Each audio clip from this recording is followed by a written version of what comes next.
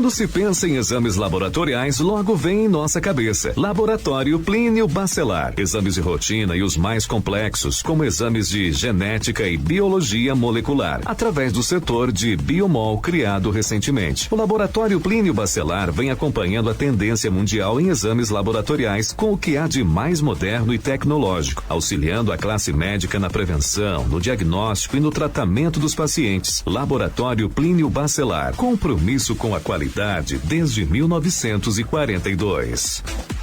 A gente faz planos o tempo todo, pro futuro, pra família, mas imprevistos acontecem, né? Por isso, nós do Plano Familiar Boa Viagem fizemos planos pra você. Associe-se e assegure para os momentos difíceis assistência 24 horas, profissionais capacitados e cobertura em todo o Brasil. Convênios especiais e descontos incríveis. Nosso cuidado não fica só no papel. Plano de Assistência Familiar Boa Viagem. Mais que um plano, uma tranquilidade. São 7h36, voltamos com Folha no Ar, primeira edição, e agora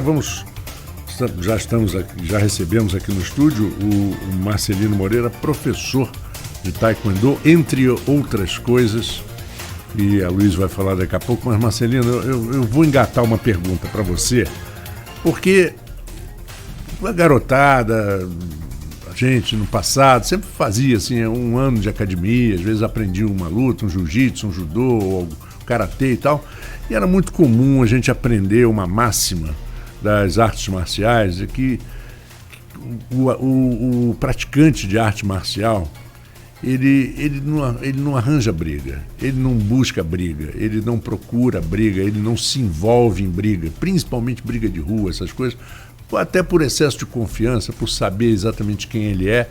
Claro que existe alguns... a família Gracie dizia isso claramente, até que alguns sobrinhos, netos e bisnetos saíram um pouquinho da linha, mas é muito interessante essa concepção de quem pratica arte marcial. Eu tenho confiança, eu não vou brigar porque eu não preciso brigar. Eu tenho que ter tranquilidade nas minhas atitudes, porque eu sou mais forte do que ele. Bom dia. Bom dia. E obrigado por estar aqui conosco. Todos os ouvintes. Assim, a gente vê o passado histórico, né, da criação das artes marciais. A gente vai ver que as artes marciais foram sistematizadas por homens assim, de caráter intemerato, homens assim, egrégios, entendeu? Então, não por homens de mentalidade tacanha. E eles seguiam assim, rigidamente princípios morais e éticos, né? Dentro dos mosteiros, onde foram desenvolvidos esses sistemas de luta, principalmente orientais. E houve, com o passar do tempo, assim, uma certa degradação desses valores, né? E ficou mais evidente simplesmente a prática das técnicas de arte marcial, né? E esse lado educacional ficou um pouco à parte, né?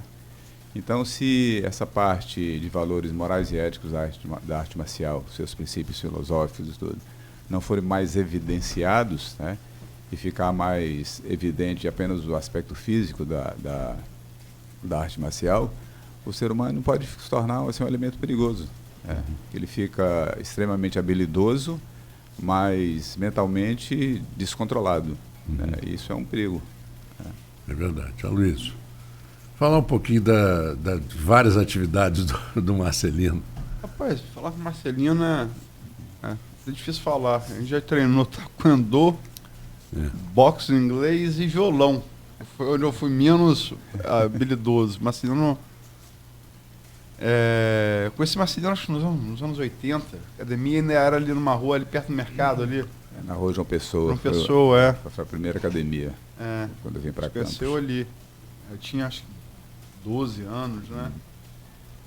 Aí foi até Esdras, que tinha Esdras Pereira, fotógrafo, que tinha treinado contigo, que me falou comigo e tal. Eu gostava de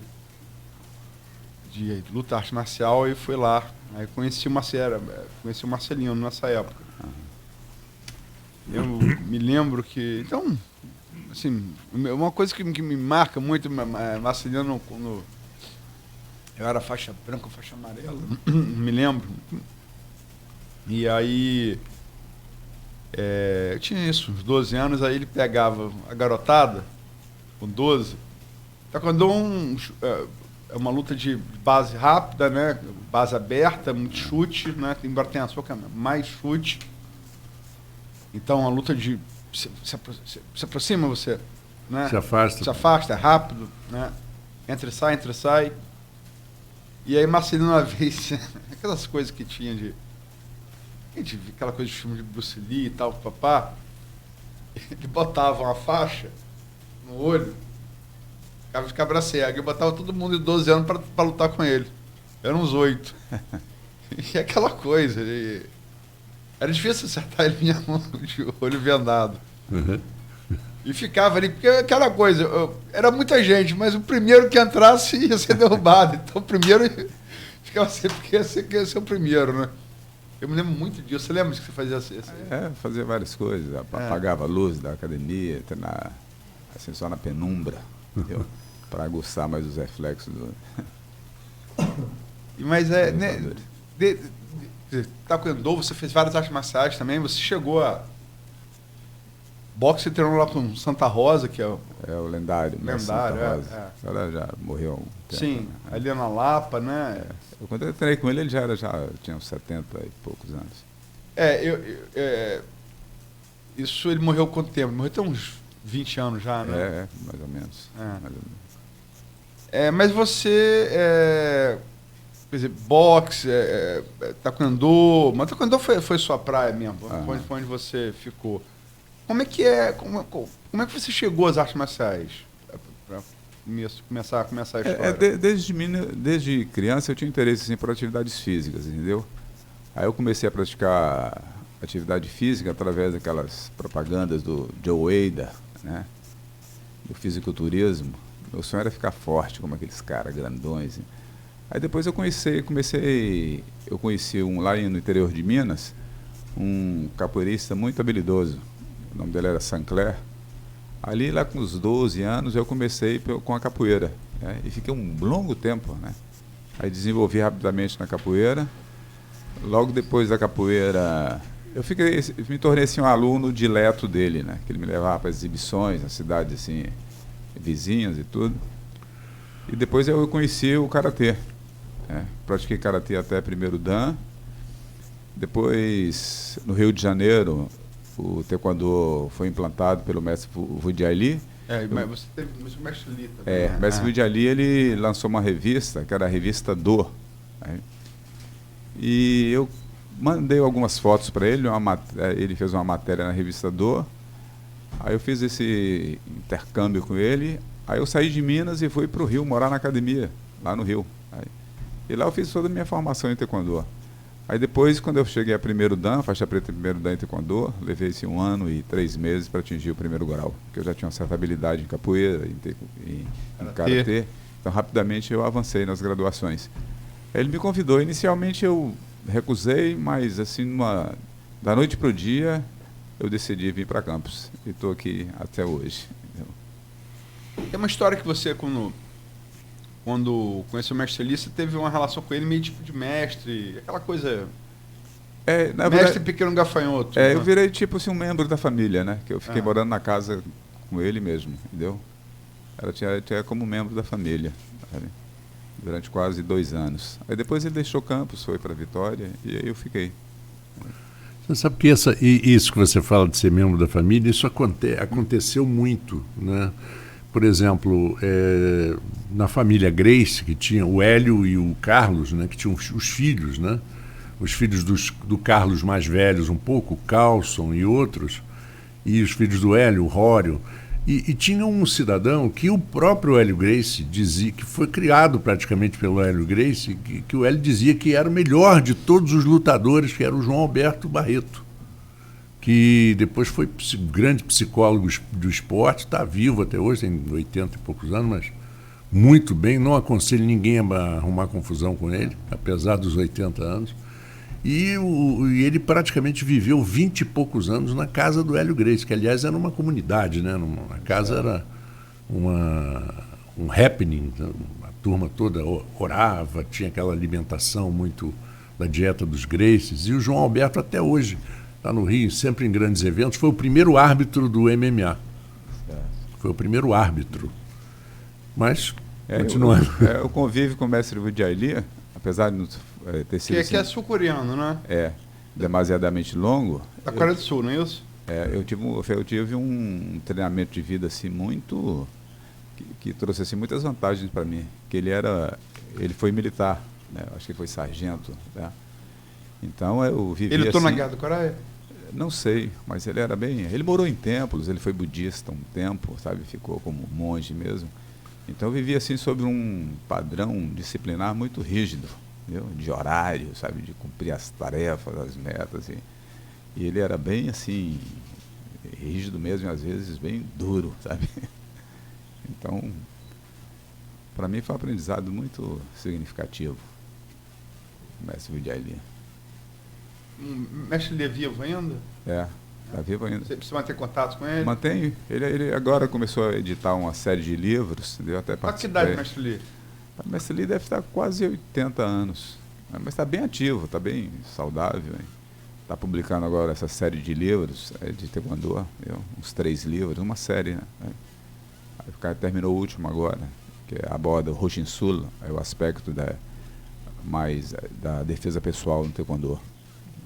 Falando em defesa pessoal, como é que você... Muita gente critica...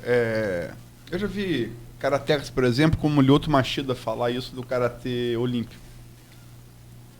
Já vi atletas como, falando da família Gracie, como Royce Gracie falar isso do jiu-jitsu de competição. E já vi também atletas... Taekwondo, vou citar Mumu, por exemplo, um atleta nosso aqui, Maurício, né? Quando você vai caminhando você vai virando um esporte de competição, no caso da luta, você tira dela a praticidade, a eficiência, porque ela foi criada que foi defesa pessoal. O Taekwondo, ele entra como esporte de apresentação na partir da Olimpíada de Seul, né? Isso. Nos anos 90, né? Isso. E depois disso se torna esporte mesmo olímpico. Como o judô foi nos anos 60, na Olimpíada em Tóquio, né?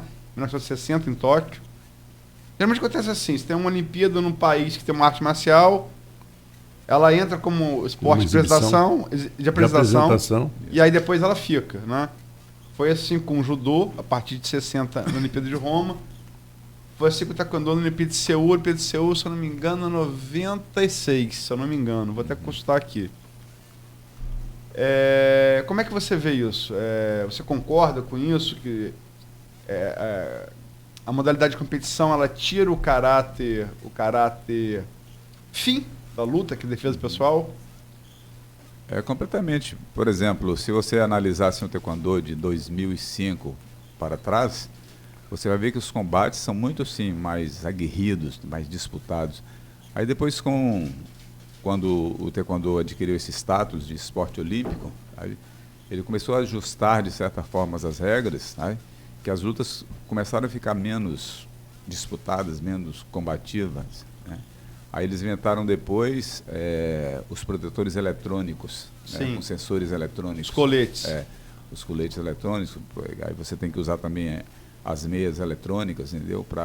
Com o sensor, quando bate naquela área ali, né? E você não precisa assim, de muita força, você precisa mais de precisão, sabe? E a estratégia que os lutadores começaram a desenvolver tornou-se o Taekwondo, de certa forma, muito ineficaz, entendeu? Quando você visa assim, uma situação de combate mais efetivo, né? Mais real. Agora, existem 2 Taekwondos, né? Existe o Taekwondo WT, que ganhou assim, o status de esporte olímpico, mas existe o Taekwondo ITF, que é o Taekwondo da International Taekwondo Federation, entendeu? Que é um Taekwondo assim, muito mais marcial, aí, muito mais eficaz, entendeu? O que caracteriza assim, o Taekwondo ITF? A primeira coisa, não tem proteção de tronco, aí, o Taekwondo ITF. Não tem proteção de cabeça, ela é opcional, a pessoa usa se quiser. Aí, os golpes por exemplo, quando você aprende no boxe um gancho, o gancho no Taekwondo seria Tolho Tirigui, é a mesma técnica, sabe? Só com nome diferente, né? Um direto, por exemplo, no boxe, no Taekwondo seria um Baru Tirigui. E esses golpes caracteristicamente assim, visto como só do boxe, tem no taekwondo ITF, tá? E eles são permitidos soco no rosto. No esporte olímpico WT não, você não pode ter contato de socos no rosto, né? E o que se usa de proteção? É uma luva similar à do boxe, feito de material sintético, e um protetor de pé no ITF. Aí, mas não tão pesado quanto do boxe, né? Tipo do... pesada como a do boxe? Segue esse padrão de onças do boxe, mas ela é feita de um material um pouco diferente, entendeu? Sabe? Até na agilidade na hora de você colocar as luvas na competição, sabe? E uma bota protetora, também alcochoada, entendeu? E sem proteção de tronco. E não tem nada eletrônico, sabe? É tudo no visual mesmo. E os combates são muito mais assim, eficazes em termos de defesa pessoal, né?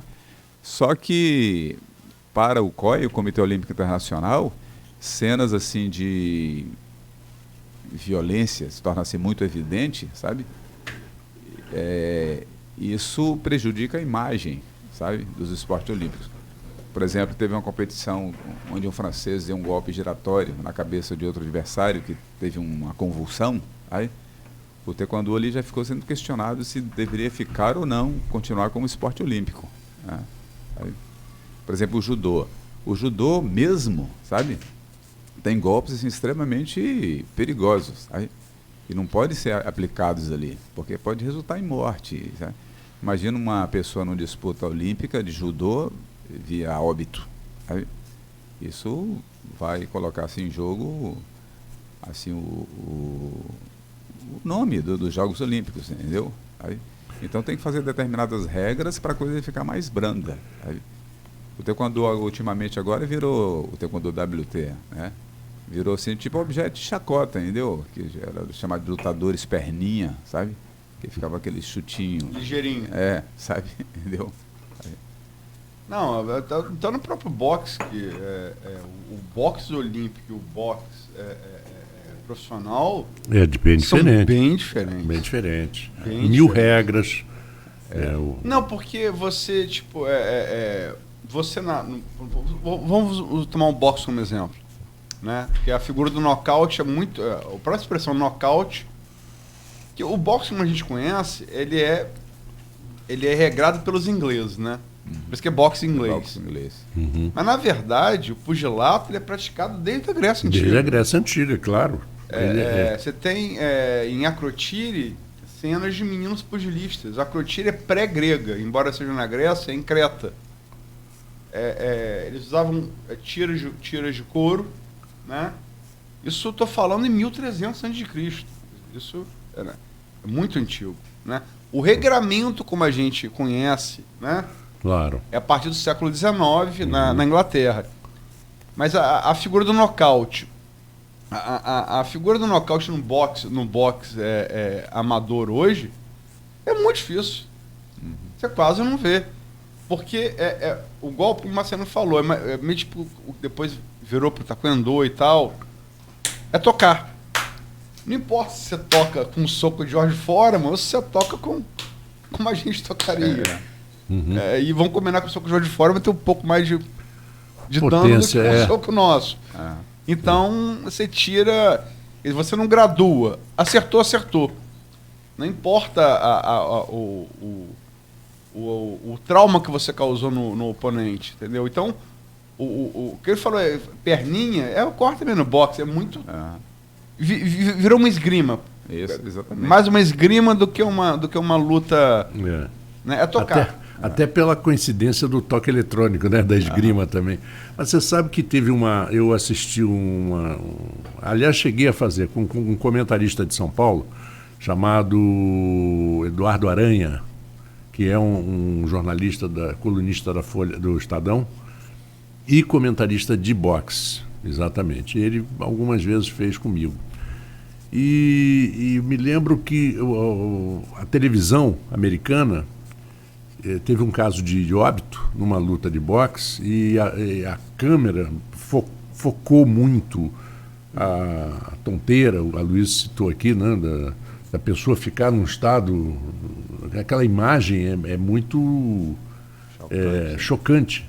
E o cara morreu e tal. E depois fizeram uma mesa redonda na ESPN, americana, As pessoas diziam assim, nós precisamos combater a violência no boxe. Aí o outro comentário falou, peraí, então vamos acabar com o boxe. O boxe é um esporte violento, não tem como não ser. Né? Tirando o boxe olímpico, não tem alternativa. Você vai fazer o seguinte, você vai parar o golpe, né? Não tem como, né? Você lembra da fisionomia do Maguila quando ele tomou aquela pancada do Holyfield? E do Foreman também. Do Foreman. Dos dois, ele ficou no mesmo estado, ele ficou aquela tremendo. Você sabe, não quero tomar, porque o nosso entrevistado não sou eu. Eu umas 2 vezes comentei o boxe com o Servílio de Oliveira. Que foi o primeiro medalhista olímpico brasileiro. E o Servílio é um cara assim educadíssimo. Medalha de bronze, né? Medalha de bronze. Ele parou de lutar porque teve um estramento de retina. Ele também não tenho esse conhecimento. Mas você viu que até o olho do maneira dele olhar era meio aquilo foi meio de lado. E ele é uma pessoa maravilhosa, uma educação fantástica. É um fantástica. gentleman, né? É um gentleman. E eu fui comentar com ele. Aquelas lutas, são 5, 6 lutas, que são aquelas lutas que vão empurrando por causa do horário do main event, do evento principal, que é a última luta. E puseram, às vezes, e colocam muitas vezes, lutadores que não estão no mesmo nível. Né? Você vê isso muito, né? Um sujeito forte, o outro não é tão forte, tem o mesmo peso, mas não tem habilidade. Rapaz, o sujeito tomou, aí foi entrevistado antes, falava, não conseguia mal falar, falava tudo errado, não tinha os dentes, uma figura muito esquisita. Ele tomou um soco, Marcelino, e ele caiu com os olhinhos assim virados. E eu falei assim, eu não aguentei, eu falei para o Servílio, olha, Servílio, ele deve estar pensando na mãe dele agora. Aí o Servílio me olhou e falou assim, por quê? Eu falei, porque ela dizia para ele, meu filho, vai estudar, larga esse negócio de boxe, você vai apanhar à toa, você não nasceu para isso. Rapaz, o Servílio ficou uns 2 dias sem falar comigo, ficou muito irritado, porque a expressão do cara quando toma um soco desse de quem sabe dar, é isso. Né? Você vai dar um... vai deixar sequelas, né? E vai deixar sequelas. Aquele já estava sequelado antes. Todos, Muhammad Ali. Como a gente vai saindo um pouco da linha da arte marcial, como no futebol americano, por exemplo. Sim, né? sim. Houve assim, vários episódios de jogadores se suicidando, sabe? Aí viram que era por distúrbios neurológicos causados pelos impactos. Né? Exatamente, são as concussões cerebrais. Aí começaram a tomar medidas, né? A Luísa acompanha futebol americano, acompanha? Acompanho. Eu não gostava não, mas eu tive na Inglaterra, no Copa do Mundo de rugby. Aí você começou a entendi como é que joga, e aí é bem semelhante, bem semelhante. Vem do rugby. Sim, vem do rugby como... Você deve lembrar do Steve Young, que foi um dos maiores quarterbacks americanos. Um dia eu estou no restaurante da ESPN e ele está sentado sozinho. Lógico, né? O lado fã, sentei, comecei a conversar com ele. Ela teve 3 concussões cerebrais. A terceira, a mulher dele e os filhos falando, não, você não vai jogar, não vai parar. Não tem mais condição. Está rico, não precisa mais. Daqui 2 notícias. Eu falei que ia olhar na... Quando foi Seul, aí Antunes Cleiton, nosso outro ouvinte, nosso assíduo, né? Radialista também, radialista, jornalista. Foi 88 a Olimpíada de Seul. E agora a notícia quente que está aqui, ele está falando, a gente falou ontem do HC dos garotinhos, da parte da entrevista que a gente fez com os promotores do GAECO, responsáveis pelo pedido de prisão, no caso de Morar Feliz, né? Operação Secreto Domus, né? E a gente lembrou que quem deu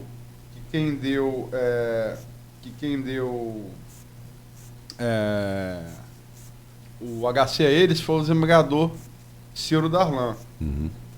Ele está sendo Ciro Darlan, sendo alvo agora de uma operação Polícia Federal, nesse exato momento, né? Então, não que uma coisa tenha necessariamente a ver com a outra. Mas ele já não estava sendo investigado? Não, ele tá sendo alvo agora de uma ação da Polícia Federal, Marco. Ninguém é alvo de uma ação da Polícia Federal sem uma investigação prévia antes longa, né? Uhum, Então, assim que tiver maiores notícias, vamos trazer aqui. com certeza. Mas o fato é que ele está sendo...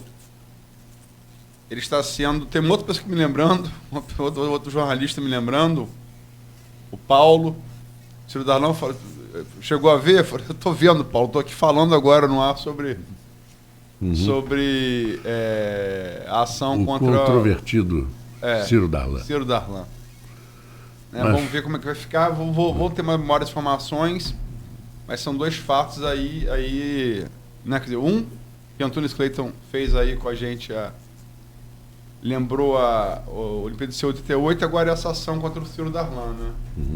E é que o Severino né, venceu, conquistou a medalha de bronze, foi em 68. Estava vendo aqui, Olimpíadas, verão de 68, na Cidade do México. Cidade do México, Servilho de Oliveira. Gente muito fina. 71 anos ele tem hoje. Está com quantos anos? 71. Agora, não tem, fala muito equilibrado, assim, uma forma de falar, porque quase todo boxeador e corredor de Fórmula 1, pode ver que eles têm uma fala meio assim, esquisita, né? Eu acho que é de tanto tremer. Corredor de Fórmula 1 também? Também. Você vê a voz do Emerson, a voz do Piquet, a voz do Senna, do Alain Prost, tudo... O corpo humano, na verdade, não foi feio. O caso do futebol americano que você falou, Marcelo, tem até um filme muito bom com o Will Smith. Assisti esse filme. Que é justamente um médico nigeriano que, trabalhando nos Estados Unidos, ele descobre essa doença. Existe uma síndrome que você... Sim. Essa espancada do futebol americano, que você desenvolve isso, a pessoa fica louca mesmo. Larga a família, vira mendigo, dá as lesões neurológicas lá, né? Que vai criar algum distúrbio, sem dúvida. E os que não têm as lesões cerebrais, né, eles andam, você vê dentro da televisão lá, os comentaristas de futebol americano, ex-jogadores, aqueles caras enormes, atletas, todos com andador. Ou, no mínimo, uma muleta. Meu telefone está tocando. Dificilmente você tem alguém que não ande de muleta. É impressionante, Luiz. Os joelhos, tornozelo, cotovelo, tudo arrebentado, tudo... E sem chance de melhora. Mas isso, qualquer esporte de competição, né, mano? Causam sequelas. Cara, você viu o Zico andar? Ele não anda bem. Não anda. Ele anda mancando. O jogador muito habilidoso, muita pancada, né? E a perna esquerda dele muito torta. Ficou muito torta. Zico anda, eu vi ele andando, eu fiquei impressionado. Zico não anda bem. Você outro dia falou num papo... Eu só vou usar o outro, Paulinho Almeida. Paulo Almeida foi um campista que em 57, seu primo, meu pai, Aloysio Barbosa, teve combinado do Hoven, que era a base da seleção húngara de 54, a grande seleção húngara, de Puskás, Grosik, Bozic, Kocsis, Sisibo. Vice-campeão do mundo em 54, campeão olímpico em 52, em 57 era a base daquele time e vem aqui no Brasil. Combinado Flamengo e Botafogo.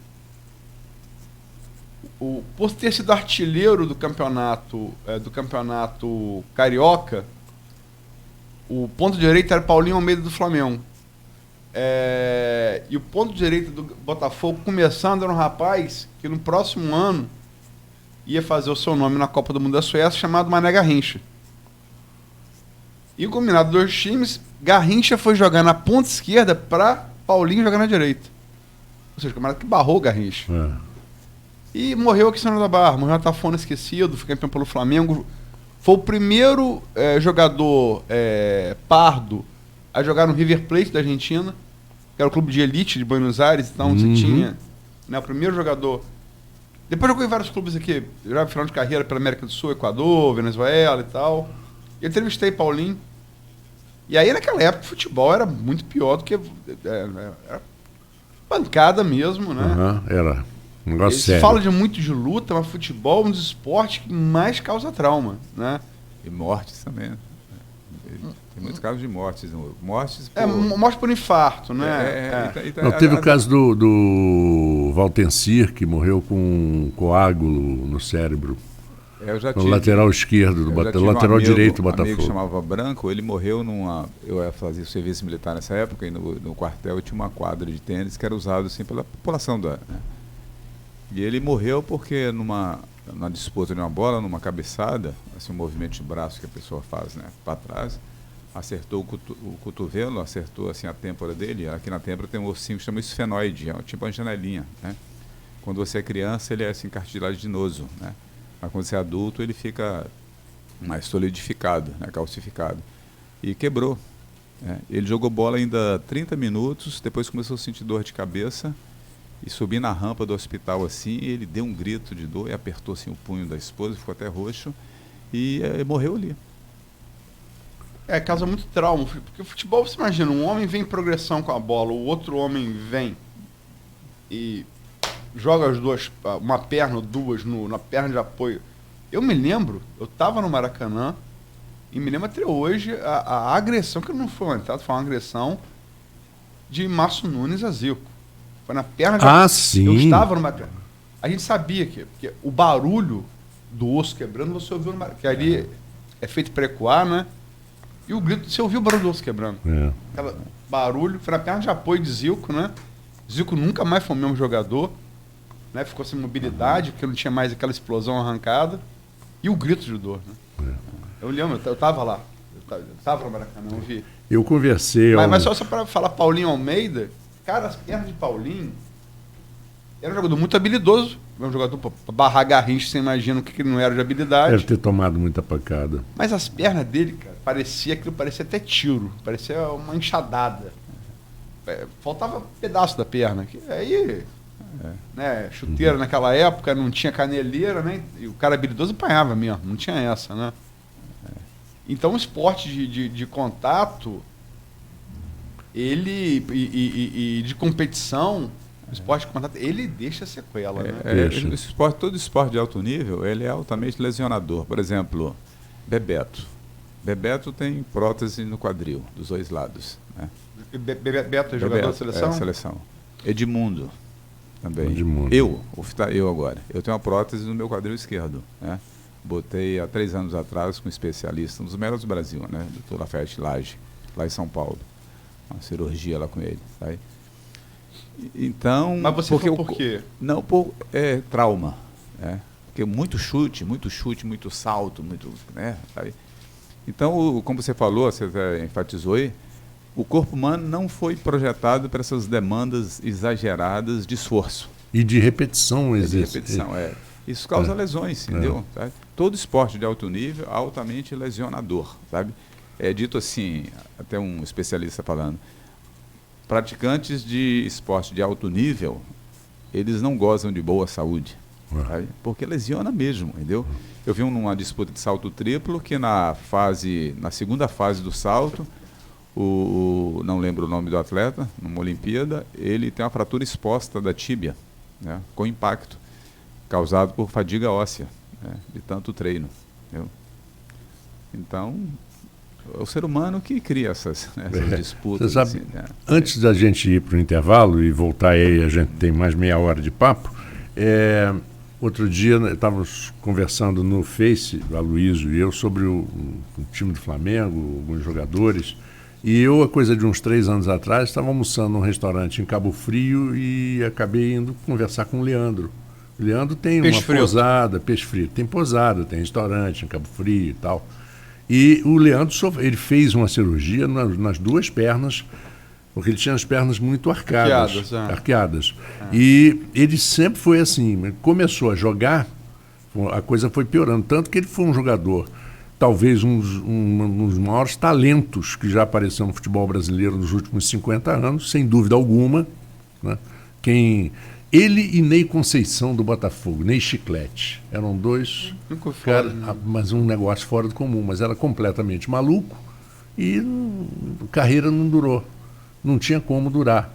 O Leandro foi prejudicado pelo joelho e o Careca, ponta de lança... Centroavante, por exemplo, que eu encontrei muitas vezes no golfe, porque ele hoje é golfista e bom golfista.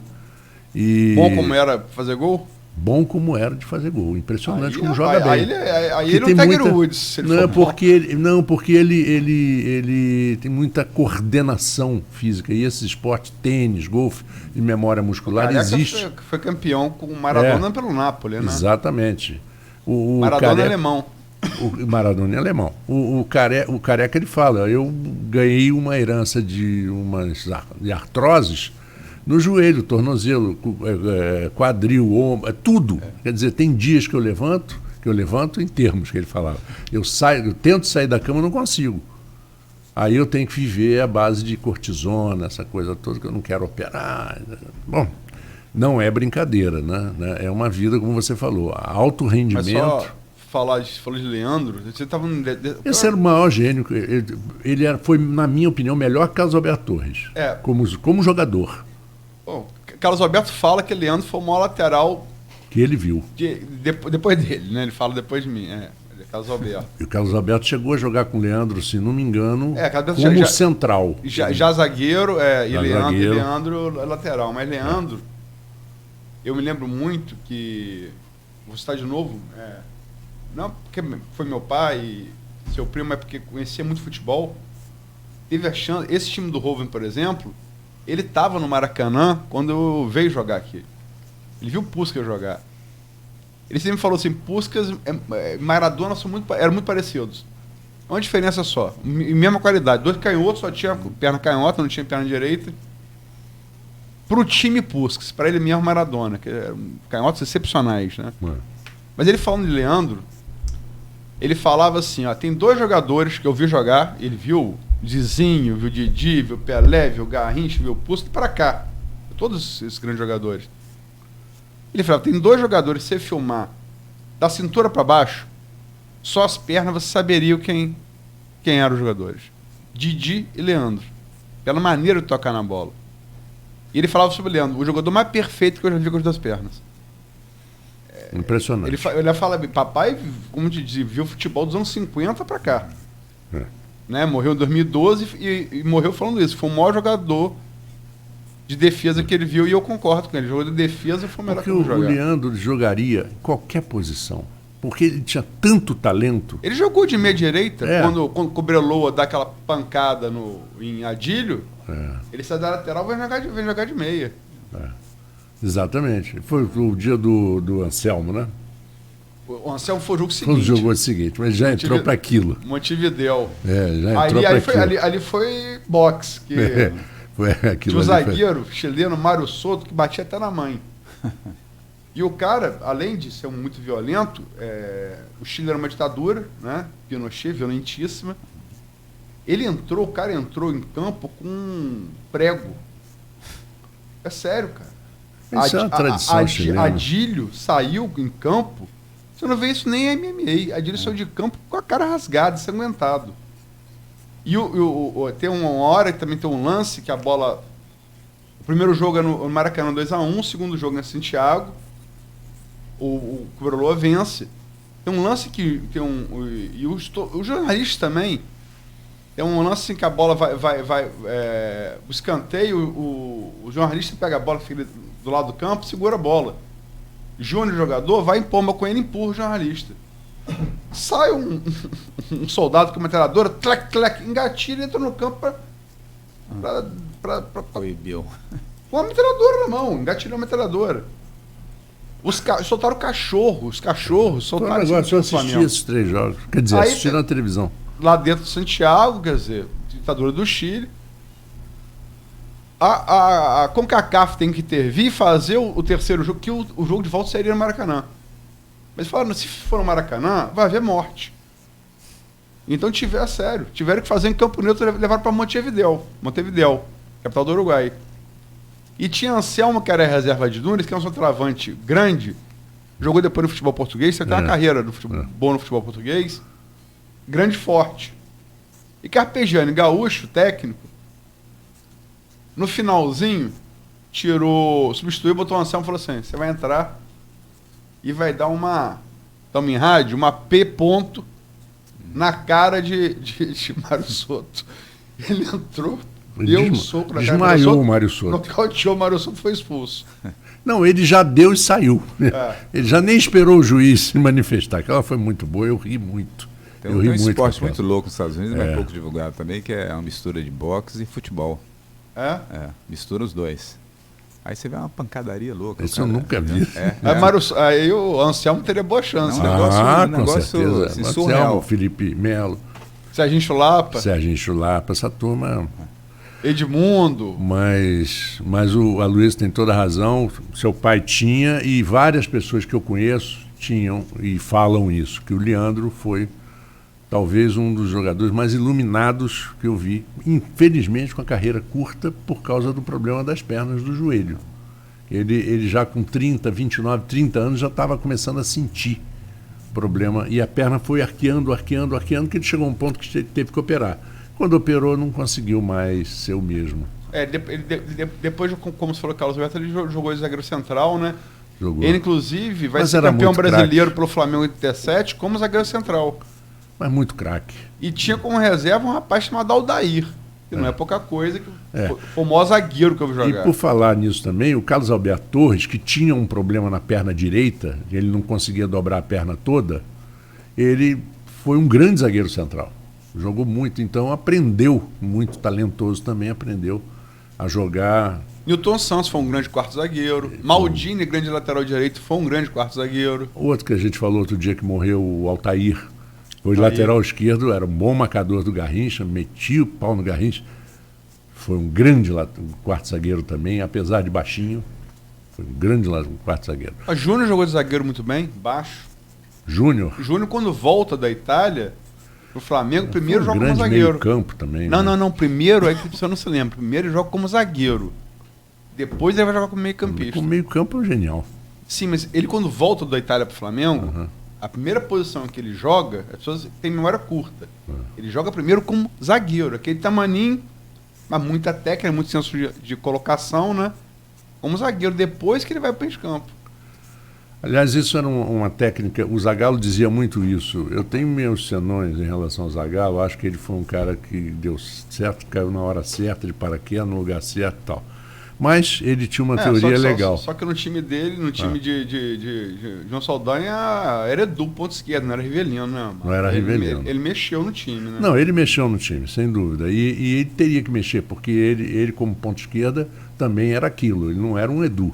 Ele, Zagallo. Ele foi mais tipo um Zinho do que um Edu. Acho que foi melhor que Zinho. Não, muito Zagallo melhor. pegou o final do Copa do Mundo, né? Não, Zagallo era melhor jogador que Zinho, sem dúvida alguma, mas mesmo estilo. Famoso contínuo de lateral esquerdo, que era o que o pessoal dizia. Não, o Zinho em Ceradeira. O Zagallo era contínuo lateral esquerdo, porque ele jogava do meio campo, ajudava o lateral. E foi soldado na Copa 50, ele serviu, ele estava no campo. Estava no campo. Como soldado, serviu no exército. Eu estudei com a filha dele, Maria Emília. Vamos para o intervalo e voltamos em instantes com Folha no Ar, primeira edição, e voltando com o papo com Marcelino Moreira. Daqui a pouquinho estamos de volta. Você conhece